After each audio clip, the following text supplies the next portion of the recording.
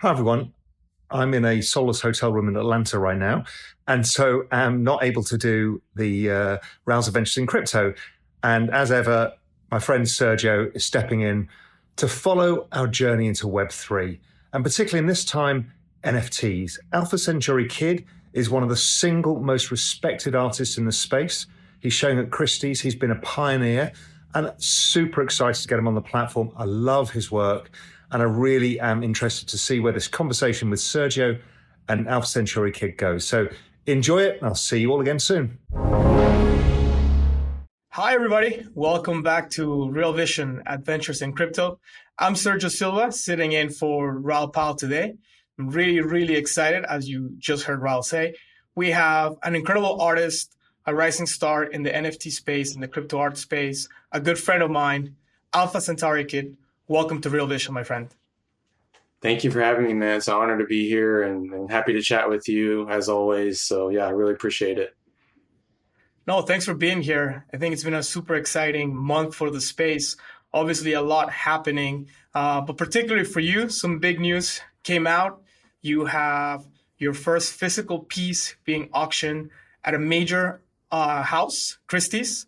Can you tell us more about it? Yeah, it's my first contemporary auction with Christie's, and it'll be for their November day sale, and it goes live November 18th. Amazing. Can't wait to have you here in New York and to see the piece.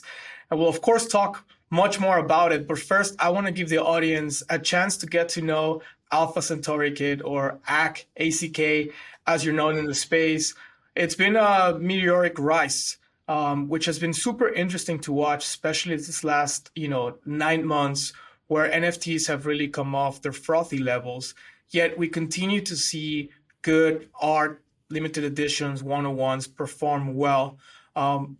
Basically a combination of quality of artists, but also the ability of artists to really connect with the space. Tell us about your first encounter with NFTs. When was that, and how did it happen? It was when Beeple did his evening sale with Christie's for the first 5,000 every days.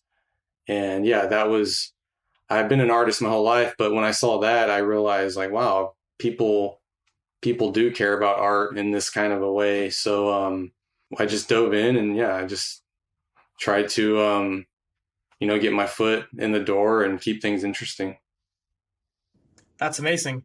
So Christie has really been a part of your NFT story from the beginning. Yeah. That's so great. And we're really exactly. grateful to have the exclusive here at Real Vision today.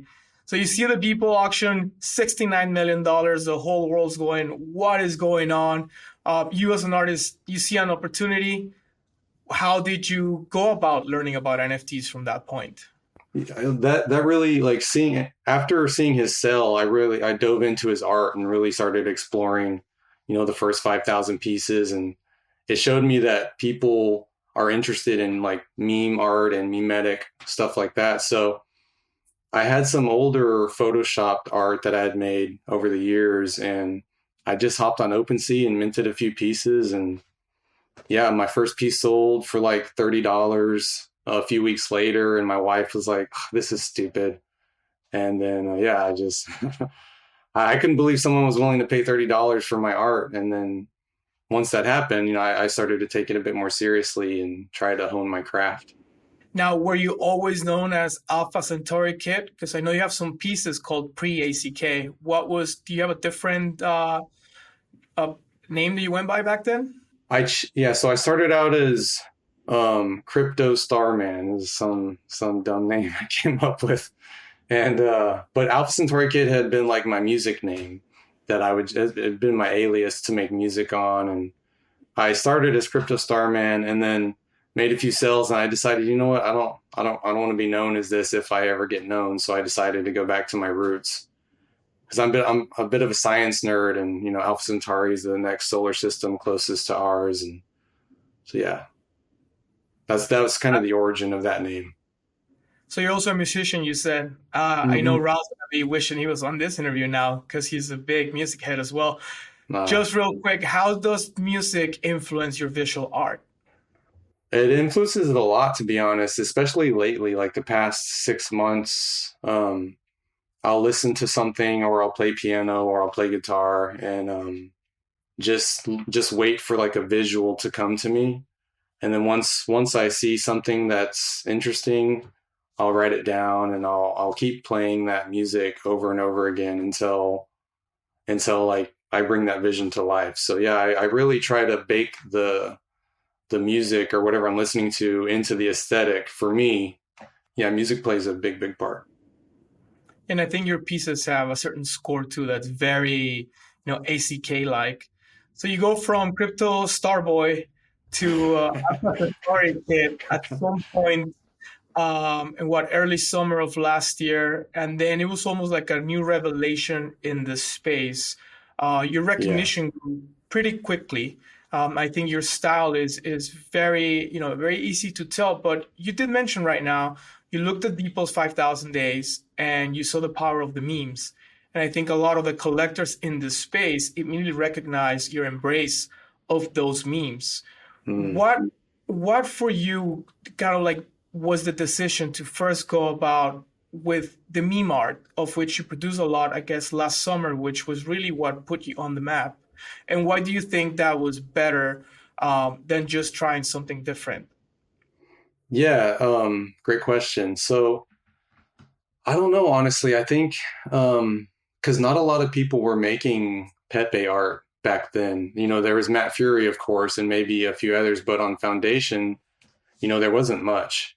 So I saw an opportunity to and I knew of VVD back then and his Pepe fanatic, but yeah, so like I just took a risk, and I've learned over the years that if there's an opportunity that not many people are involved in and it's something that I'm good at, it's usually a good chance to become more known or like to step out in front of the crowd. So yeah, I tried a few memes and on Foundation, and that's when I went from like a 2 ETH sell to a 42 ETH sell with my first big piece, my first big Pepe piece.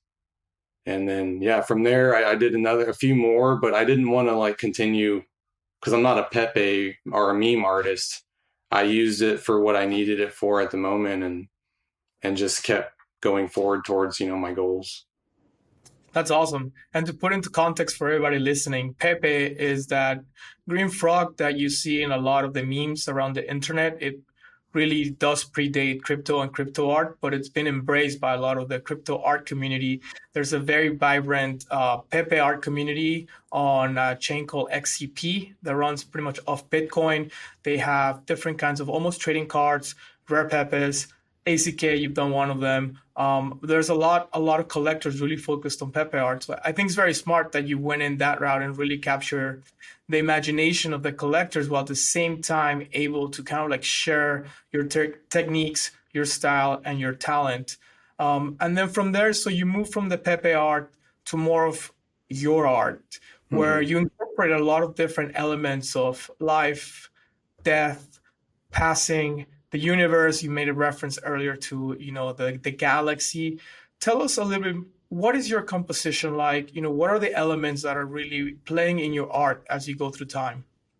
Yeah, a few of the reoccurring themes seem to be death and piano and like musical instruments, and I also tried to incorporate some crypto elements as well, because I did start out, crypto native in the space, and that history for me is important to share, or especially back, in 2021, it was important for me to like bake into my art. But yeah, I don't know. I think it's maybe my fear of death that makes me want to put death in the art. But I'm still trying to figure that one out. I just know it's a reoccurring theme that keeps coming up, and I keep pursuing it. And also the muse, of course, who I try to just let guide my decision making when it comes to art. The muse that all of your collectors know and adore, and know that, she is really the reason why we're here today, because this big Christie's auction coming up is your first physical at an auction house. It's 4 prints of the muse. Tell us a little more about the piece itself first, It's a face of a woman in different colors. I want to learn more about the Muse. I want everybody to understand what who the Muse is. Okay, so yeah. So essentially, the Muse is what I refer to as my artistic intuition. And, the Muse is well known in the art world and music. Beethoven used to reference the Muse quite a lot. Picasso referenced the Muse, etc. And for me, I started to really feel this presence, I think, in mid 2021. And when I say presence, I mean like a feeling. Like I would get a feeling about a piece of art, and then I would get feedback from other people, and they would say, you know what, no, maybe you should just continue working on this style instead of doing this other new stuff.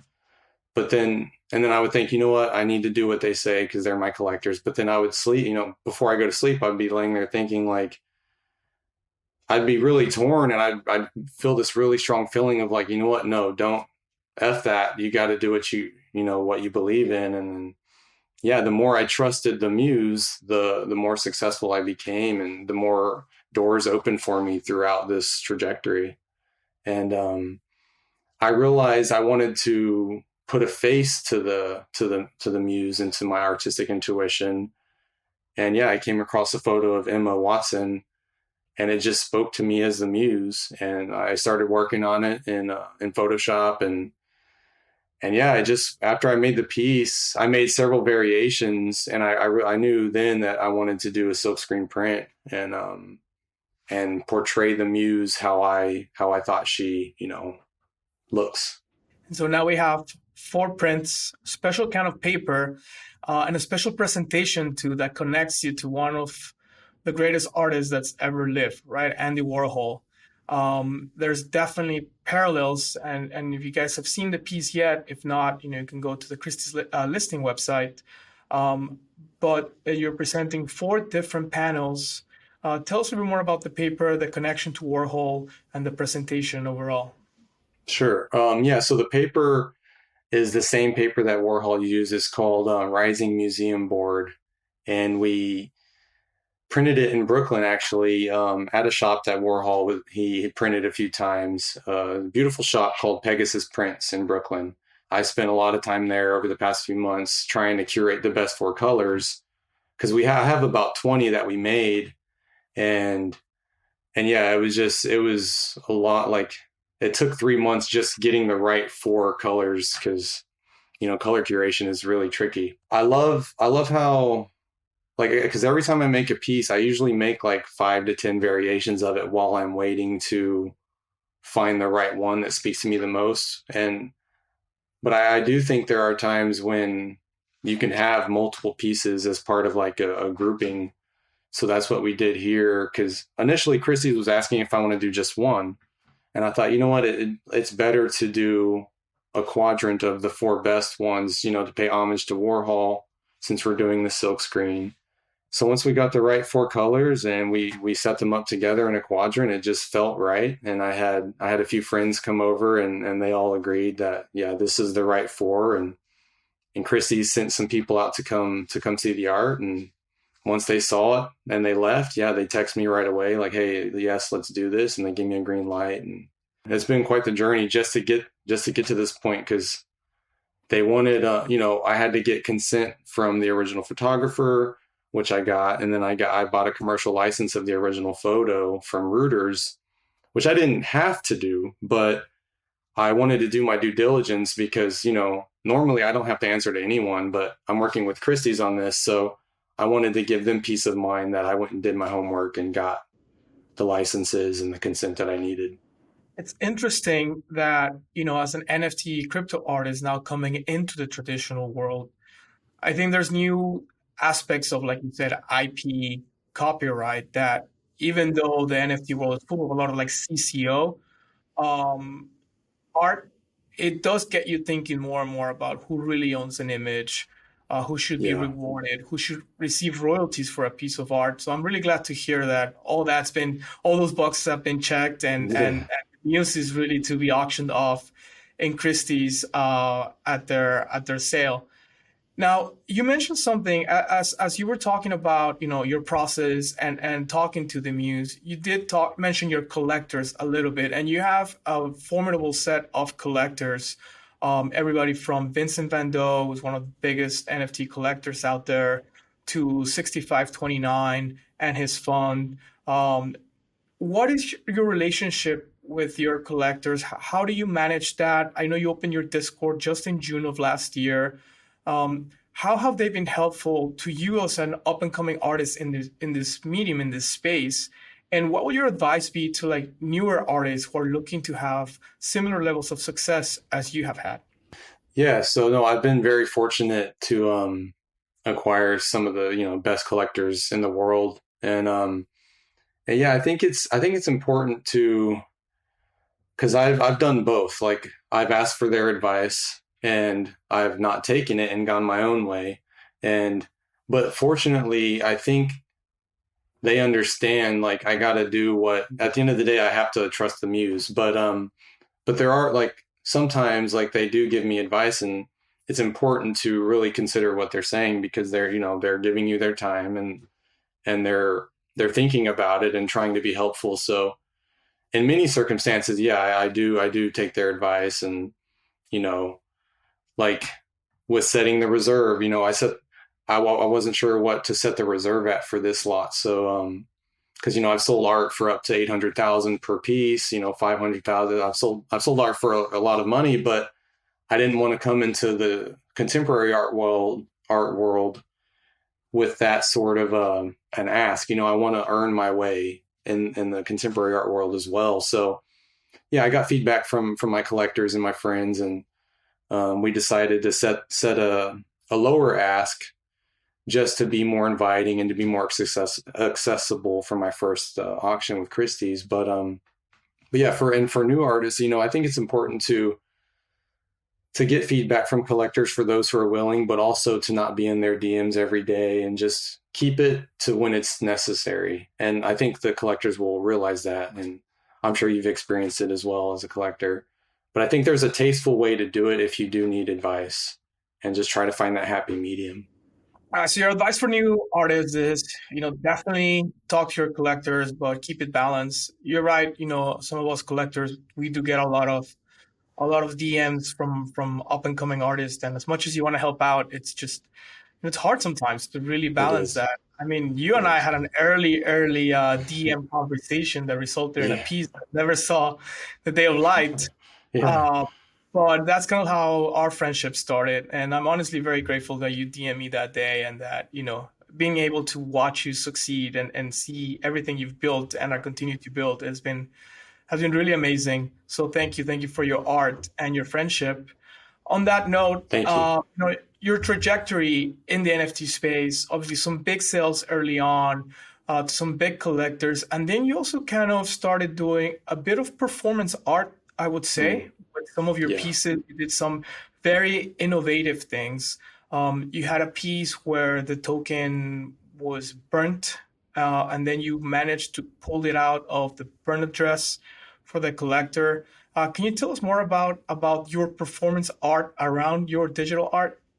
I realized there was like another opportunity, because Richard from Manifold taught me early on that you can update metadata to change the art. So for those who don't know what metadata means, it's just the image data. So like the title, the description, and the artwork, and any tags related with. But so once I realized you could do that, I thought, what, there's got to be interesting ways to tell stories, with this technology. So the first performance piece I did was with Christie's, actually, when I changed the art immediately after the sale ended to 6529. He won the auction, but it started out as a girl holding a piano. It was supposed to be a play on Banksy's Girl with a Balloon, but I had a girl holding a piano balloon. But then right as the auction ended, I swapped the data out. This was back in the meme days, and I swapped it out with a Pepe holding a balloon that said sorry. And because I honestly didn't want to sell that original piece. But that piece was more for me, you know, personally. But yeah, so after that, I realized, okay, there's a market. Like I saw the response and people enjoyed it, so I realized there was a market for it, and I just would come up with ideas like for the one where we sent the piece to the burn address. That one's kind of an elaborate story and requires like me to really explain it in depth. But yeah, essentially, I made a piece of art, and it was me in a hospital bed, and we put a little button underneath the bed that said unplug, and to give the collector an option to unplug me from life support and kill me. The premise to that piece was I wanted a piece of art to show me laying on my deathbed and collectors waiting for me to die so they can, you know, 10x their profit. It just seemed like a fun idea. So yeah, so a collector named Trill bought it, and he unplugged me right away without hesitation. He had no idea what would happen, and he murdered me. And then I deleted my Twitter, and I was a ghost for 3 days. And then we brought the art back on the third day. Well, actually, the MUSE brought the art back. We created a wallet called the MUSE, and only that wallet was allowed to interact with the piece to pull it from the dead address. So yeah, we brought it back. I came back on Twitter, and everybody, you know, celebrated it, and it was a lot of fun. And Trill didn't hate me after that. So It really seems that you've tapped into a couple of kind of almost like new audiences within the NFT collector base, right? So the Pepe collectors, those who appreciate the early internet memes, and then those who want to be entertained. Some of the different performances you've done. You also recently minted an open edition that had the metadata switch to a CCO X copy piece before that turned into a token that you can burn for a beautiful, beautiful color study that you have. So it really feels like, you know, along the way, you've built a bunch of different parts of your body of work that are not just, you know, the digital output that you see on the screen, but you've been really exploring the medium that, you know, NFTs, tokens, ability to change metadata allow you. Are there any things out there that you've wanted to do, but you haven't been able to do or explore just yet with NFTs that you can maybe share, or as people like to call it, a little bit of alpha in that regards? Yeah, I definitely have some ideas, you know, that I'm working on, but nothing like right now. I'm only focused on the Christie's auction and just a few other things, but I think there are still opportunities to be a first in some ways with this tech. And yeah, it's just, you know, once I come up with an idea, I'll reach out to Young Weekend, who's a brilliant coder and artist as well, and we'll game plan it and figure out a way to write a contract that allows for certain actions that aren't normally allowed, like pulling art out of the dead address. But yeah, I don't think anything to announce just yet. And but there are a few things for 2023 that we are working on that will be exciting for sure. Now, I know you have a very rabid collector base who'll be excited to see this come to fruition. Now, let's talk a little bit, you know, broader on this space. Obviously, you've had great success. You know, it's not always the case for everybody that comes into NFTs. What do you think are the biggest challenges today that artists are facing as, you know, this NFT goes from what was pretty much a price bubble to now more realistic levels, and we move forward into hopefully, you know, broader adoption in the future? What do you see the main challenges being there for artists first?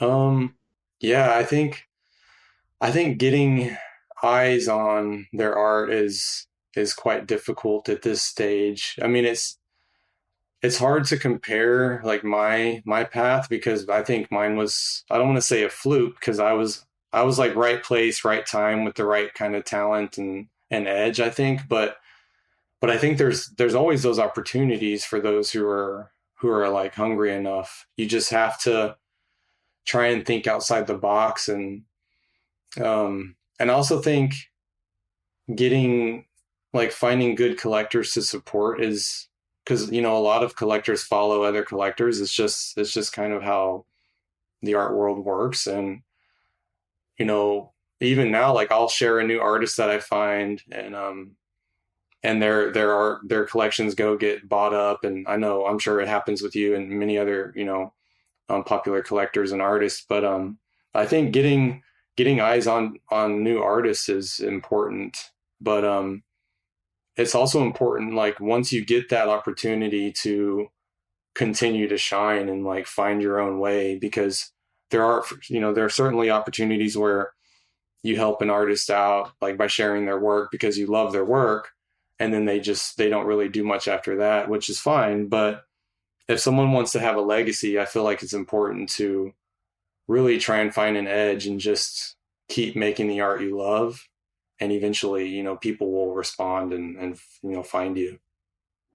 On that note, and kind of like the artist community, you definitely elevated some artists, and some artists in the past elevated you. You had an incredible collaboration with ACK'S, which, just judging on the amount of sales, you could say is, the top crypto artist, crypto native artist. I mean, obviously the community part is one of the biggest draws about NFTs for all stakeholders. Let's go back a little bit to, the fact that you have a really good dev, and while you might not know the tech, inside out like devs do, you definitely have taken advantage of, its potential. You've definitely tried to do things that go above and beyond just, putting some visual graphic together, minting it, and selling it for Ether. I personally think that, to really be successful in the space, somebody probably needs to learn a little bit more beyond just minting and taking advantage of the technology that we have today and that will come in the future. Even communities, right? They just don't exist on Discord. They start transcending the group chat, becoming almost mini network states in that sense, where they're focused around an artist or a style. How do you feel about people coming into NFTs, spending significant time, but they're not really doing anything with the actual crypto underlying technology? Is this something that you will encourage people to at least learn a bit about? Yeah, I definitely think so, because like, I had a piece, my last super rare piece is called I Promise I Can Change. And I minted it, but I was like, you know what? No, it needs to be more. And like I said earlier, I always have about 5 to 10 variations of each piece that I make usually. So I thought, you know what? No, so I hit up Young Weekend again. I was like, hey, let's make this an interactive piece, but we're not going to tell anyone until after it sells. So yeah, we made it to where you can type in the word liar and it'll change, because, the premise of the piece is I promise I can change, but ultimately nobody really changes. So it's more of like a reflectance upon me. And obviously, I don't want to be called a liar, but I just thought it would be funny for people to, call me a liar via typing on the keyboard to actually get me to change, because essentially that's the only way I'm going to change. And so like things like that to me, that made the piece really special, because now I'm working with Atomic Form. They're a display company, and they made a voice activated display for me to where now people can just say liar and they can call me a liar in real time and the art will change. And so yeah, there's exciting. If you're willing to do something new and exciting, there's definitely ways to achieve that with the blockchain technology. Tell us more about your favorite pieces. So you obviously have referred to the one piece where you died, and now I think I can change. So it's a very famous piece of yours where you update it often. It's a scene where we can display it. Yeah. It's a scene with a table, a room, it changes, there's a flower, something that's not there. Can you tell us more about this piece? Yeah, sure. That piece is called Till Death Do Us Part. And I thought of that piece the day after my super rare Genesis cell, which sold to Punk 6529, and which was my all-time high at the moment of 165 ETH, back when ETH was like at 4,100. So it was massive sell for me. And then, yeah, the next day I was sitting there like, man, what the hell am I going to do next?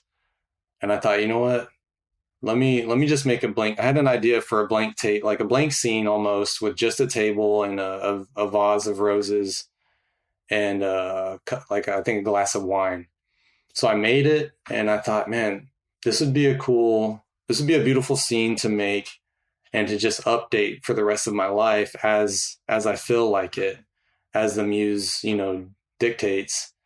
And yeah, I took a risk and I minted it, and I set it for buy now for 200 Ethereum, and it got sold within like 5 minutes, I think. I remember like I minted it, and then I got up and went and got something to drink, and I saw a notification on my phone, and it was Vince Van Dough saying, I'm waiting on you to set the table, ACK. I'm like, what the hell? So I looked, yeah, and yeah, he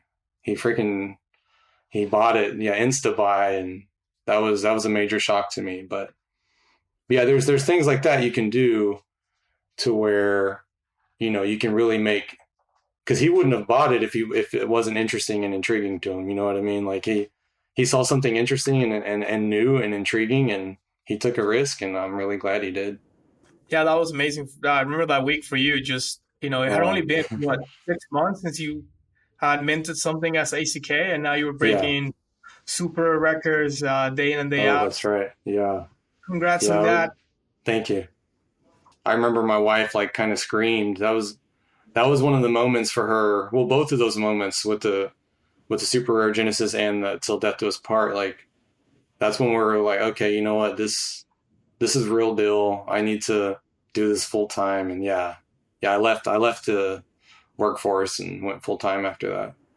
This brings me to a question that I think, obviously not in the NFTs, but people looking at NFTs constantly throw at us, right? The fact that valuations have come down a lot, not just because the price of Ether came down in dollars, but also a lot of the initial rush went away.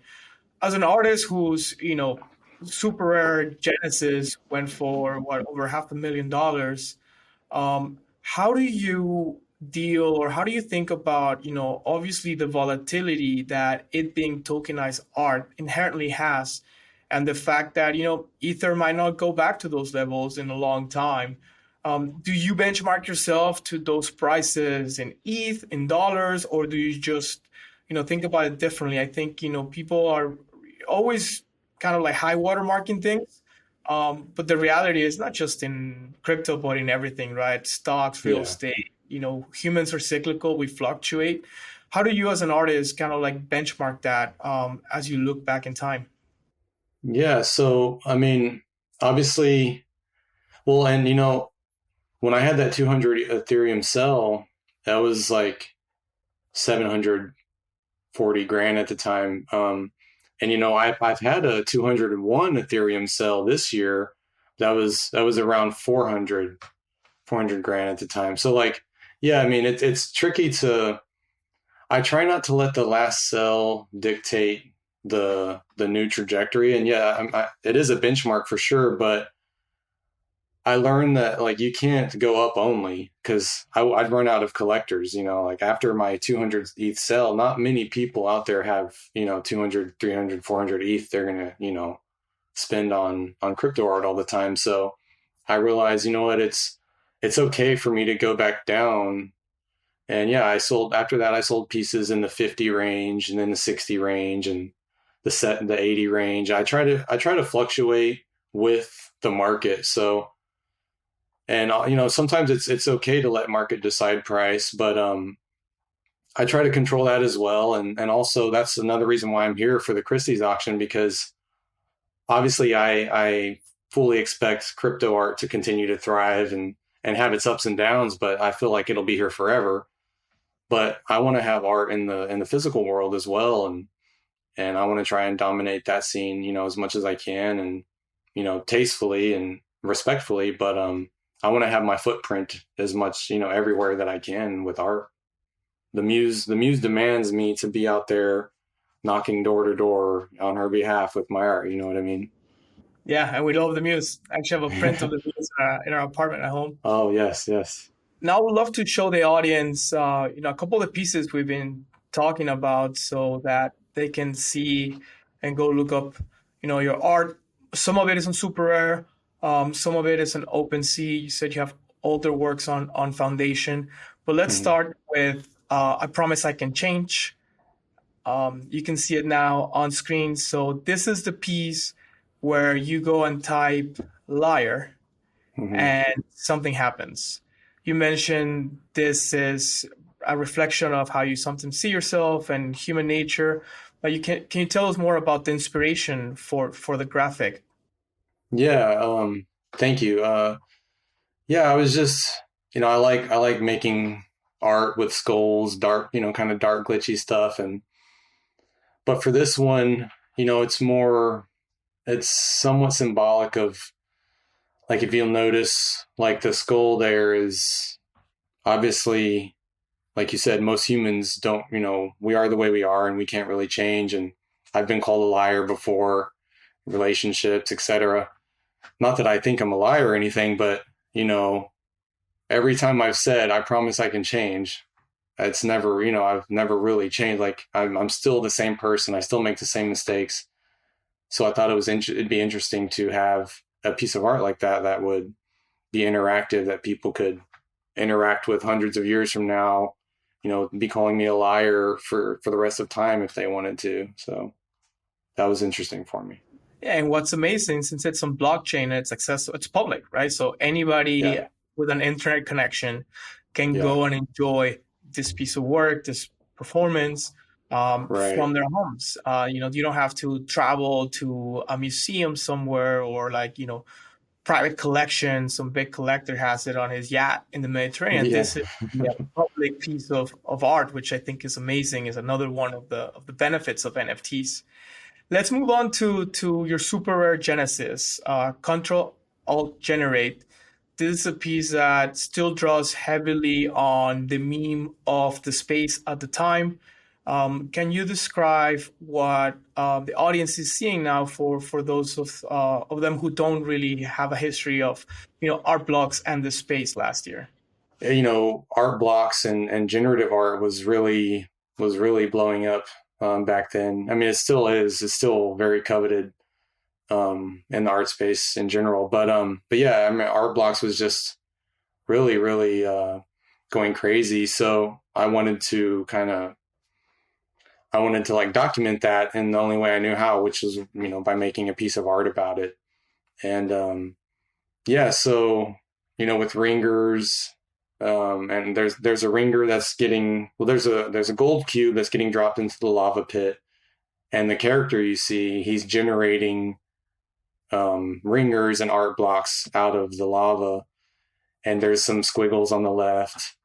And there's a few other ringers on the right-hand side. And I just tried to really incorporate the memes of that moment, or the popular art pieces of that moment into this piece, as it was like the final of the 3-part series I made from Last Orders, which was X-Copy collab, right-click print, and then Control-Alt-Generate. So it's just my take on the scene in that moment, and fortunately, it had demand, and it ended up with the 6529 team. So I'm very proud of that work. I think it's the first time the space kind of saw the potential of your ability to combine your style with also understanding what's happening and immortalizing it on the blockchain. Now, this final piece that I want to show here, kind of dramatic. She Loves Me Not. You see a character, looks like death. Definitely pouring back some booze. Obviously, death. A lot, very present in your art. Is the she part referring to the MUSE, or what is this piece? Yeah, so this piece was my debut glitch piece on the big stage, because after Control-Alt-Generate, even up until Control-Alt-Generate, I hadn't made a glitchy piece, because I was afraid. I wasn't really afraid, but you would get feedback like, well, hey, X copy's glitchy. You can't make glitchy art, or you'll just be copying him. But I knew deep down, there's a way for me to do this to where it's me and it doesn't look anything like X copy and it can still be mine. So yeah, so that's where this piece came to be. And yeah, and it is death. And in my world, death is like, he's longing for the muse, like she chose life over him. So like, he's just, he's drunk, he's in despair, he's drinking away his sorrows. And yeah, so like I wanted to try and bring that to a visualization and in an interesting way. And yeah, that's just what I came up with. And I love that piece. I'm really proud of it. Awesome.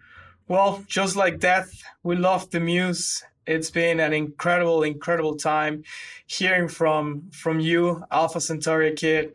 We're very excited to see you continue to succeed. Very excited for your Christie's auction coming up. Don't forget, 4 prints, part of one lot, the muse, paying homage not just to Andy Warhol, but every artist that's paved the way for your career and this moment in time going forward. Any closing remarks for us? It's been an amazing conversation.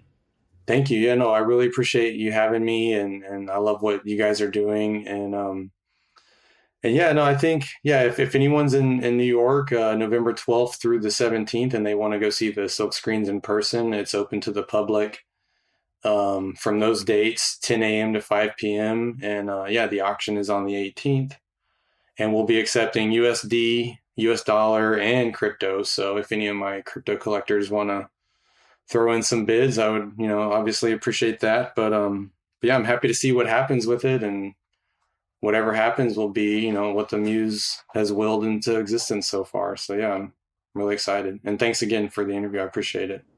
No, thank you. And thanks to the muse for letting us talk to you today. Yeah. Yeah. She gave you a thumbs up. Awesome. Well, thanks, Muse. We appreciate it. ACK, my friend, big hug. I'll see you soon here in New York. Everybody else, thank you for joining us today. I'm Sergio Silva, sitting in for Raoul. This is Adventures in Crypto on Real Vision. We'll see you again soon. Bye-bye. Hey, visionaries. Thank you for tuning in. For more free crypto content like this, head over to realvision.com/crypto. You'll get early access to the most brilliant minds in the space to cut through the noise, get in-depth analysis, and get you ahead of the curve with unbiased insights.